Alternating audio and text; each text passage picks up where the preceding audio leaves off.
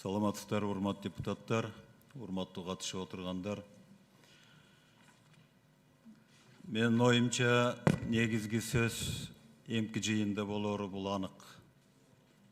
Эмки жыйын бир жумадан кийин ушул маселени карайбызбы же башка күнүбү, аны парламент өзү чечет.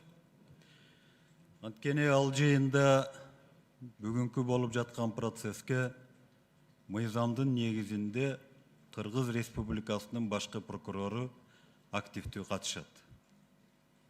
Ал өзүнүн корутундусун ушул жерден биз менен тааныштырат. Ошондуктан Каныбек Капашевдин айткан позициясын мен колдоп, эмки жыйынга экс-президентти катышканы туура болот эле деп эсептейм. Анткени ал киши анан ага каршы көрсөтмө берип аткандардын көбү туура болсо баарын чакырыш керек. Биз бүт жагынан орус тилинде айтканда полностью объективдүү материалдарды алышыбыз керек да. Эми мен Каныбек Капашев сизге бир суроом. Экс-президент ыйгарым укуктарын аткарып жатканда бийлигинен аша чапты деген фактыны депутаттык топ анан атайын түзүлгөн комиссия аныктай алдыбы же аныктай алган жокпу? Ошол аныктоого негиз бар деп чечимге келдик.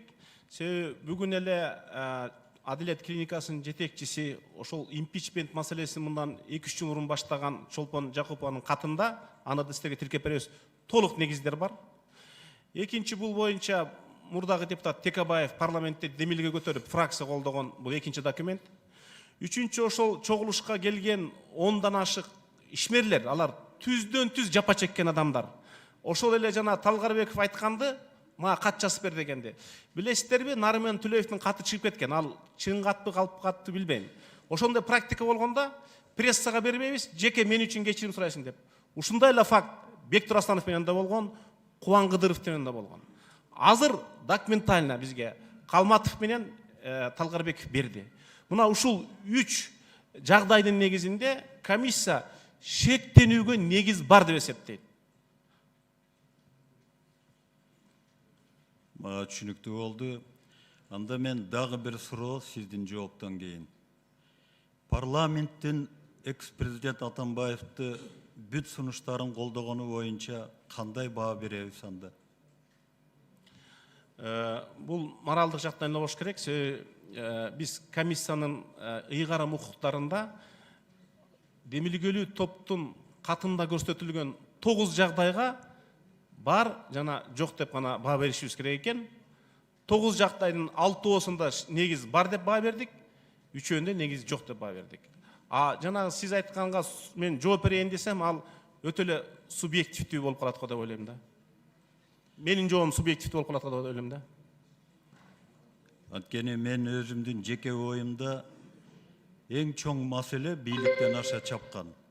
Бул конституцияны өзгөртүү боюнча болгон референдум. Мына ошондо 90га жакын депутат колдоп чыккан ал кишиничи. 10 секунд. Мына ушуну узурпация десек туура болот. Бардыгы кошулуп депчи. Муктай ал сөзүңүзгө кошулам. Биз да ошого каршы добуш бергенбиз, сиз каршы добуш бергенсиз. Ал моралдык жоопкерчилигибиз бар го деп ойлойм да. Анда ушуну башкы прокурор да эске алып коеру деген оюмду айттым да. Рахмат.